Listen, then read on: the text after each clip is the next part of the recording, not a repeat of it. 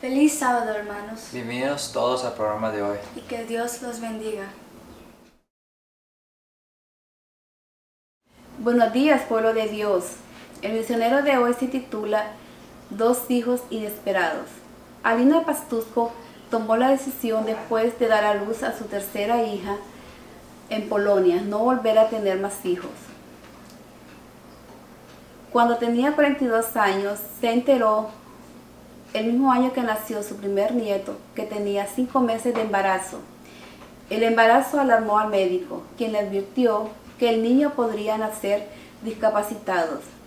En ese momento, Polonia carecía de instalaciones para criar niños discapacitados.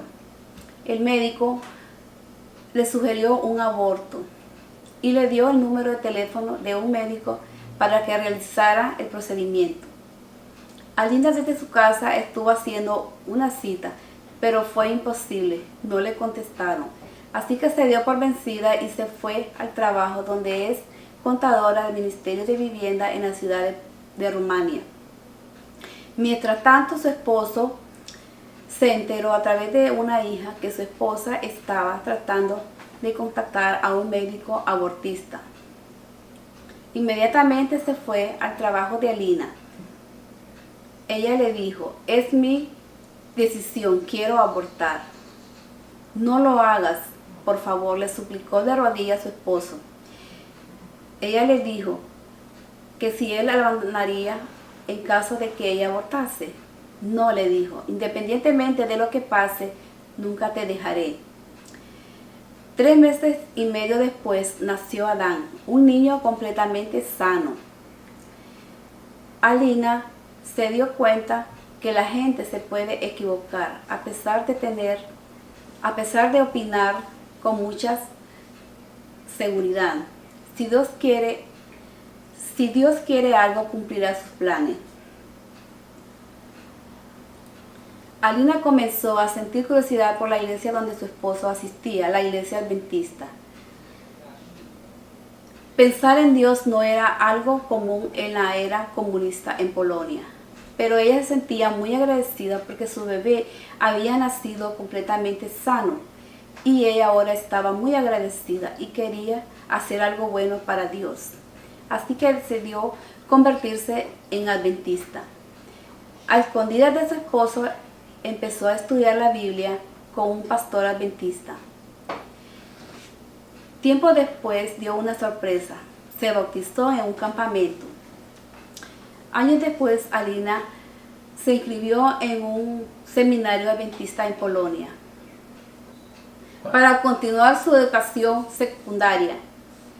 Cuando estaba en una clase, escuchó a un hombre con síndrome de Down hablar sobre cómo cuidar personas discapacitadas. Entonces ella decidió escribir su tesis, cómo cuidar niños discapacitados. En un tiempo conoció a un fisioterapeuta que le presentó a un niño de 10 años discapacitados en un orfanato. Ella le puso mucho afecto a David. David fue abandonado cuando era un bebé en el orfanato. El orfanato estuvo buscando familias para que lo adoptaran, pero no tuvieron éxito. Así que Alina se unió a un programa gubernamental donde permitía a las familias llevar los fines de semana a niños huérfanos a su casa. Así que Alina y su esposo empezaron a llevar a David a su casa. Los viernes por la tarde y los domingos por la noche lo entregaban al orfanato. Un domingo, David se aferró a una silla y lloró. Alina también lloró y tomó la decisión de adoptarlo. Reunió a su familia para darles la decisión, pero se opusieron, excepto Adán, su hijo de 12 años, quien escribió una carta diciendo: el comportamiento de David no importa, lo quiero por siempre en mi familia. Alina decidió jubilarse anticipadamente para poder dedicar todo su tiempo a David. A pesar de que ella ya tenía 50 años, un juez le aprobó la adopción rápidamente.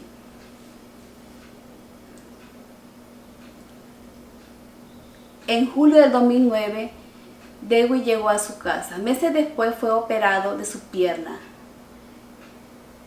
Los resultados decepcionaron al médico, quien dijo que el niño nunca caminaría. Su opinión no le importó.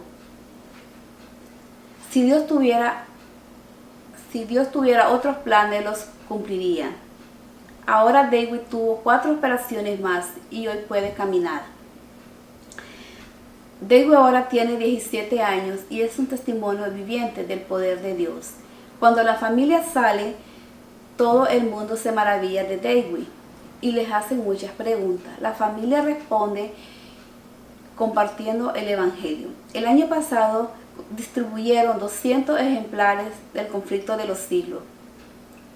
Ahora a David le gusta mucho la Biblia y se sabe de memoria muchos capítulos. Su favorito es el Salmo 23, que resume su vida. El Señor es mi pastor.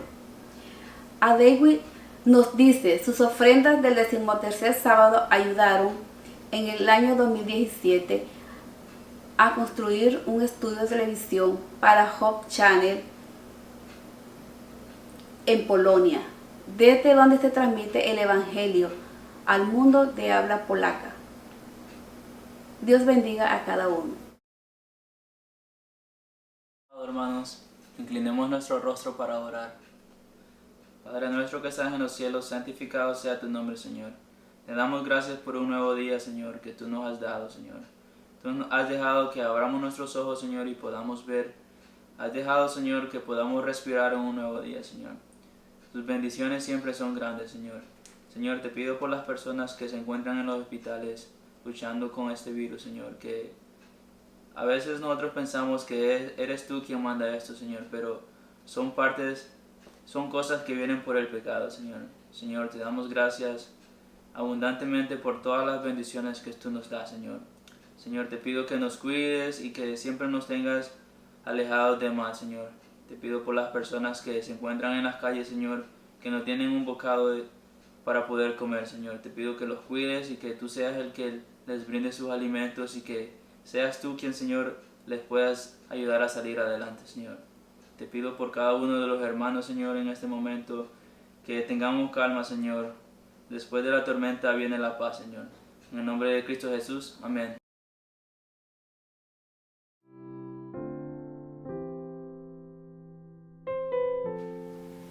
Feliz sábado, mi querida iglesia, que el Señor les bendiga.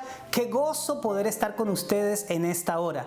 Ya llevamos bastante tiempo sin podernos ver, sin estar en el templo, pero gracias al Señor que a través de este mecanismo podemos estar juntos de alguna manera.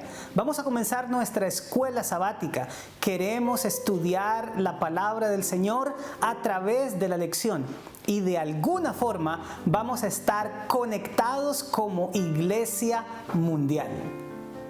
Y no puedo dejar pasar la oportunidad de saludarlos a cada uno por iglesia. A Elizabeth, a El Puerto y a Rowway. Un abrazo para cada uno de ustedes. Somos parte del mismo distrito y recuerden lo que les he estado diciendo los últimos sábados. La próxima vez que podamos, tenemos que reunirnos todos en un solo lugar y poder disfrutar de la cena del Señor. Yo espero que ustedes estén tan deseosos de esto como lo estoy yo.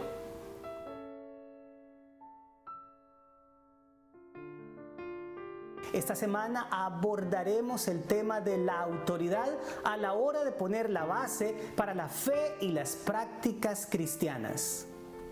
Aunque tener una linda experiencia religiosa, tener bellas tradiciones, ser culturalmente relevantes como iglesia y tener la razón como guía para nuestra experiencia espiritual puedan contribuir con nuestra vida cristiana, el desbalancear alguna de ellas y colocarla en el lugar que no corresponde podría ser espiritualmente peligroso. ¿Estás listo para colocar en su debido lugar la autoridad de las Sagradas Escrituras? Pues entonces, comencemos.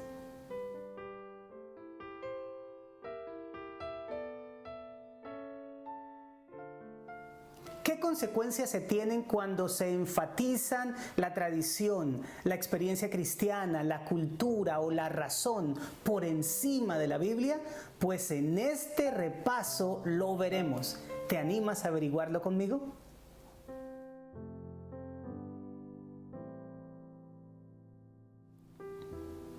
Resumamos los puntos principales de la lección de esta semana. Comencemos con la tradición.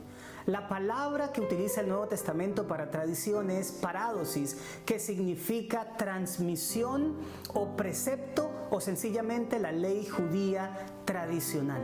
Generalmente como cristianos protestantes asociamos la tradición con algo malo, pero no necesariamente las tradiciones religiosas son malas. El problema es cuando la tradición se coloca al mismo nivel o en un nivel superior al de la Biblia. Existen muy lindas tradiciones, como por ejemplo que las familias se reúnan al menos una vez al año para estar juntas, como antes de que los muchachos crecieran y formaran sus propios hogares. Dentro de nuestra iglesia en Norteamérica tenemos una tradición muy linda que se llaman los campestres. Está basado en lo que nuestros pioneros hacían. Cuando llega el verano y los muchachos salen de la escuela, en muchas asociaciones nos reunimos todas las iglesias en un lugar campestre, por supuesto, para adorar juntos, compartir y por supuesto para aprender de la palabra de Dios. Como pueden ver en estos ejemplos, hay tradiciones legítimas y muy apropiadas. Sin embargo, cuando ella subyuga la palabra de Dios, llega a suceder lo que ocurrió con el cristianismo católico y ortodoxo. Lo que ellos llamaron la tradición llegó a ponerse en el mismo nivel de la Escritura e incluso llegó en la práctica a estar por encima de ella. ¿A qué nos referimos con la tradición en este ejemplo? Pues sencillamente a los escritos de quienes se llamaron los padres de la iglesia. Llegó a tener tanta fuerza que para entender la escritura dentro de este modelo era necesario conocer esos escritos tradicionales y fueron ellos finalmente los que interpretaron lo que la Biblia decía. Aunque no podemos negar la importancia que tiene saber la concepción o comprensión que cristianos muy antiguos tenían sobre la Escritura, no es conveniente que sean ellos quienes nos la interpreten, principalmente porque ellos también tenían muchas limitaciones. Número 1, el analfabetismo era algo muy grande en los tiempos del Nuevo Testamento. Número 2, la escasez de rollos hacía que ellos tuvieran un limitado acceso a la información. Por otra parte, existían personas que malintencionadamente iban después de que los apóstoles llegaban a algún lugar a contradecir o a malinterpretar lo que ellos habían dicho. Un ejemplo de esto son los llamados judaizantes en el tiempo del apóstol Pablo. Además, debemos recordar que en los tiempos de Jesús, la tradición judía ya suponía un problema. Cuando leemos, por ejemplo, Marcos capítulo 7, versículos del 5 al 7, encontramos que enfáticamente el Señor dice que se honra a Dios de labios cuando se enseñan como doctrinas mandamientos de hombres. Por su parte, el apóstol Pablo también dice que las tradiciones fácilmente derivan en la creación de un evangelio diferente. Permítanme leerles Gálatas capítulo 1, versículo 9, para ver lo que el apóstol dice al respecto. Como antes lo he dicho, también ahora lo repito. Si alguno os predica diferente evangelio del que habéis recibido, sea anatema. De todo lo anterior, podemos concluir entonces que cuando la tradición se coloca por encima de la Biblia a la hora de establecer creencias, doctrinas y prácticas cristianas, fácilmente se cae en la herejía. Hablemos ahora de un segundo punto en esto de encontrar la autoridad teológica. Este es la experiencia. Si bien es cierto que fuimos creados con la capacidad divina de experimentar cosas como la fe, el amor, el perdón, etc., no podemos darle a la experiencia un lugar que no corresponde, y este sería en colocarla como el intérprete de la Escritura y la base para las formulaciones que constituyen nuestra fe. Por supuesto que las experiencias del cristiano tienen su lugar. Podemos referirnos a ellas de la misma manera que Santiago 2:14 lo establece, hablando de la fe sin obras. Es muerta. Asimismo, cuando nosotros tenemos un evangelio meramente teórico que no se vive, pues es un evangelio sin sentido. Pablo también nos menciona en 2 Corintios capítulo 3 versículos 2 y 3 que nosotros somos cartas leídas por todos los hombres, escritas por el Espíritu del Dios vivo. Es decir, que la gente debe vernos a nosotros experimentar el evangelio. No obstante, el apóstol enseñó en la misma carta que la experiencia humana puede ser engañada. Te invito a que leas 2 Corintios capítulo 11 versículo 3. Pero temo que como la serpiente con su astucia engañó a Eva, vuestros sentidos sean de alguna manera extraviados de la sincera fidelidad a Cristo. ¿Notas cómo los sentidos son fácilmente engañados? Pues es a través de ellos que nosotros tenemos impresiones y vivimos nuestras experiencias. ¿Cuál es el resultado de permitir que la experiencia cristiana individual sea la que determine las creencias cristianas?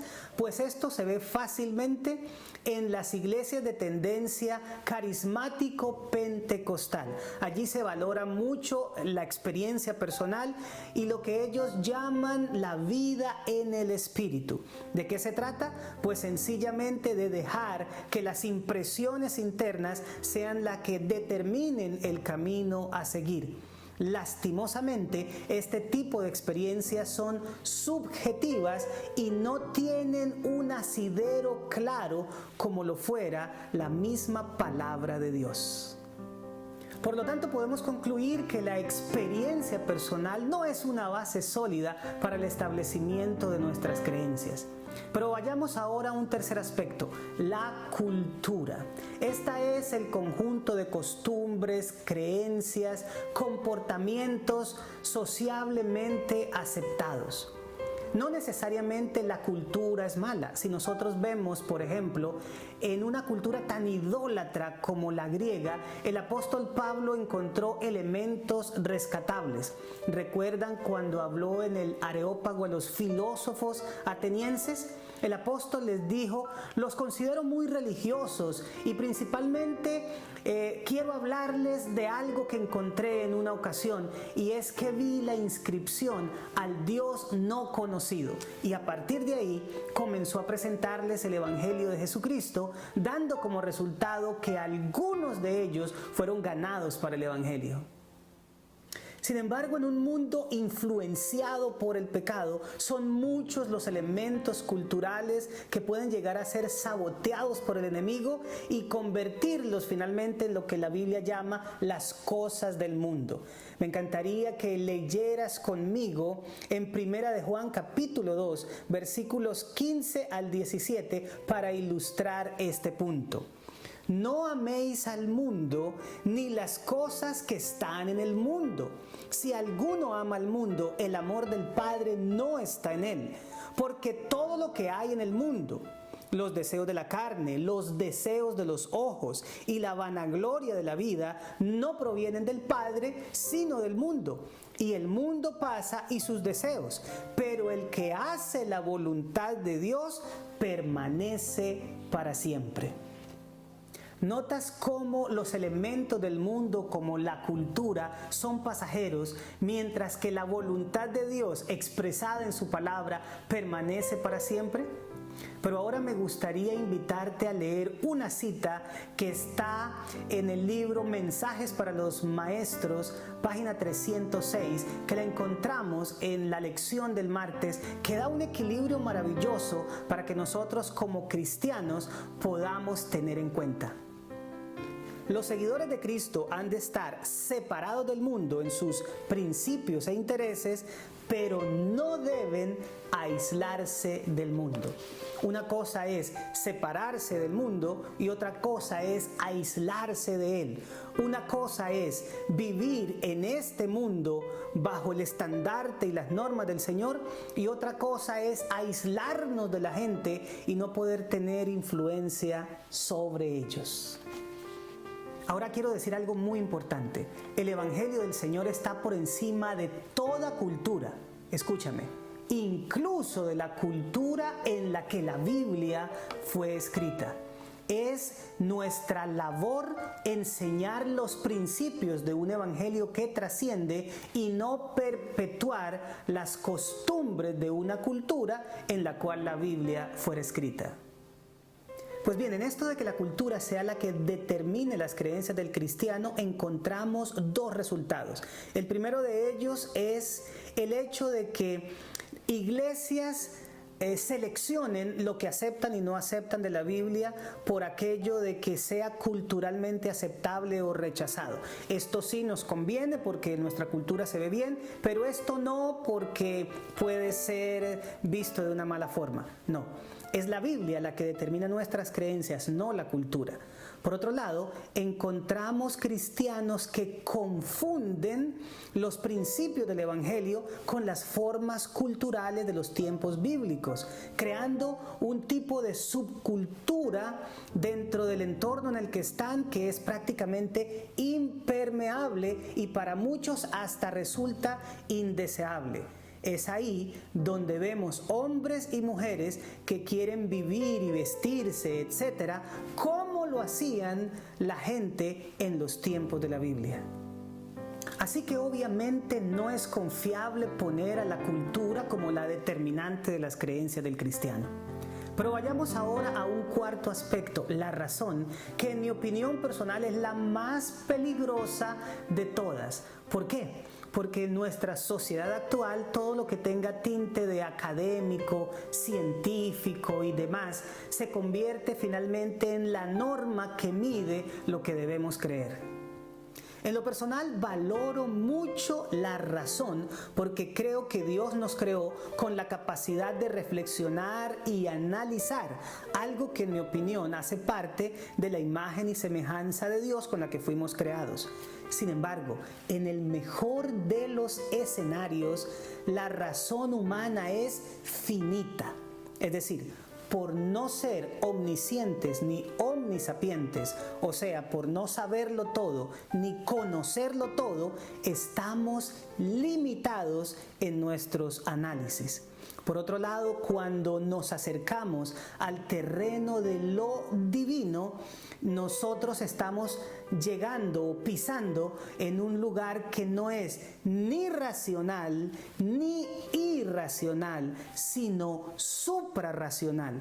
Es decir, las cosas de Dios están muy por encima de la razón humana. Ahora, a esta ecuación debemos añadirle una variable más, y es el hecho de que vivimos en un mundo afectado por el pecado. Esto no solamente hace que nuestra razón esté limitada, sino que se vea afectada por la imperfección, lo que definitivamente la convierte en vulnerable. ¿Recuerdan lo que dice Jeremías 17:9? Engañoso es el corazón, más que todas las cosas, y perverso. Partiendo de la base de que el corazón es la mente humana, puedes observar las tremendas limitaciones que tiene la razón. La palabra traducida como engañoso en este texto es akob, que significa fraudulento. En otras palabras, nuestra propia mente, nuestra propia razón, no solamente es fácil de engañar, sino que también nos puede engañar a nosotros. En este orden de ideas vemos la limitación que tiene colocar a la razón para que sea el intérprete de las Escrituras. Y el resultado de esto se ve, por ejemplo, en quienes estudian la Escritura a través del método histórico crítico. Ellos llegan a negar todo lo sobrenatural que está en la Biblia. La creación en 6 días, el diluvio, los hechos asombrosos y milagrosos de los que habla la Biblia y hasta la misma resurrección corporal de nuestro Señor Jesucristo. En el mejor de los escenarios, quienes se guían por la razón a través de este método concluyen que todos los hechos sobrenaturales que cuenta la Biblia son solamente fábulas para enseñarnos una lección ética o espiritual. En el peor de esos escenarios, se nos está diciendo que la Biblia está desprovista de toda credibilidad. Pues en conclusión, la razón, mis amados, no puede ser quien interprete la Escritura ni el mecanismo para el cual elaborar las creencias que nosotros sigamos. Esto nos lleva a la quinta postura y es permitir que la Biblia misma sea su propio intérprete, además de ser la base única y autorizada para nuestras creencias cristianas.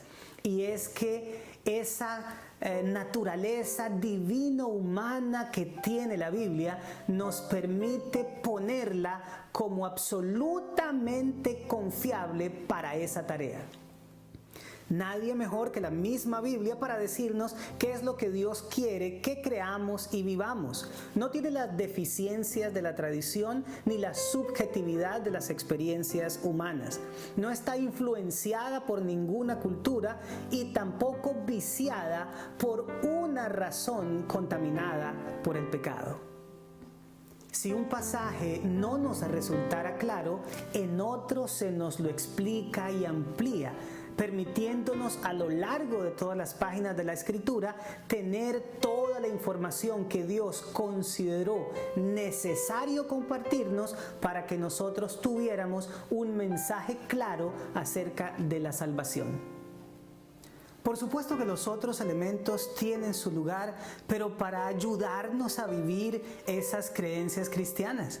Ahora quiero invitarte para que leas conmigo Hebreos capítulo 14, versículo 12. Porque la palabra de Dios es viva y eficaz. ¿Notas lo que nos quiere decir el apóstol en ese texto? Que la palabra del Señor está provista de poder, autoridad, acción y hasta vida.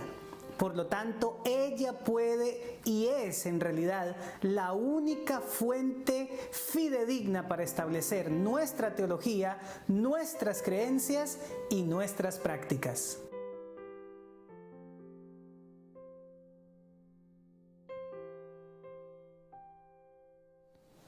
Apliquemos ahora todo lo estudiado. ¿Y cómo lo hacemos? Pues resolviendo los siguientes planteamientos. En primer lugar, imagina que vives con un familiar que pertenece a otra denominación. Un día se te acerca y te cuenta que recibió un mensaje del Señor que tú sabes que contradice la Biblia. ¿Cómo le ayudarías para que su experiencia subjetiva la pueda llevar cautiva a un escrito está? En segunda instancia, imagina que un sobrino tuyo viene en un momento a mencionarte las dudas que él está teniendo con respecto a la Biblia y tú notas que están basadas en los conceptos evolucionistas que él ha estado aprendiendo. ¿Cómo le ayudarías a darse cuenta de las deficiencias de un modelo de pensamiento basado en suposiciones que no han sido comprobadas frente a hechos comprobables en la historia como las profecías bíblicas que luego han tenido su cumplimiento? En tercer lugar, quiero decirte que dentro de nuestra iglesia encontramos muy lindas tradiciones. Te invito a que identifiques por lo menos 3 de ellas, pero después de esto pregúntate por qué ellas no pueden colocarse al mismo nivel de las Sagradas Escrituras.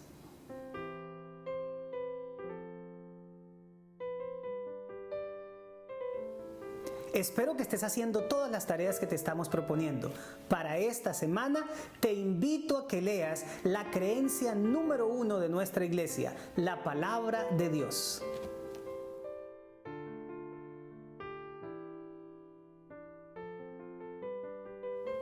Cuando dejamos que quien determine nuestras creencias, teología y prácticas sean la tradición, la experiencia, la cultura o la razón, el resultado serán herejías. Pero cuando dejamos que quien lo haga sea la palabra de Dios, estaremos caminando en un terreno seguro.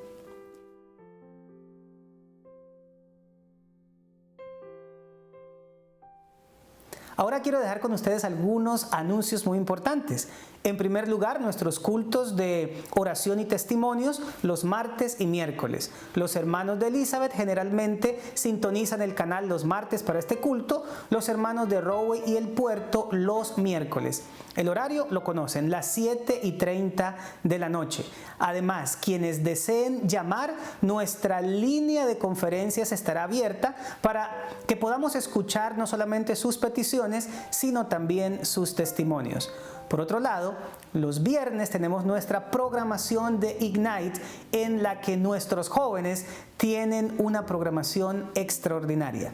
Por supuesto, los sábados a partir de las 10:30 tendremos nuestra escuela sabática, culto divino, escucharemos la historia de los niños y también podremos oír algunos testimonios maravillosos.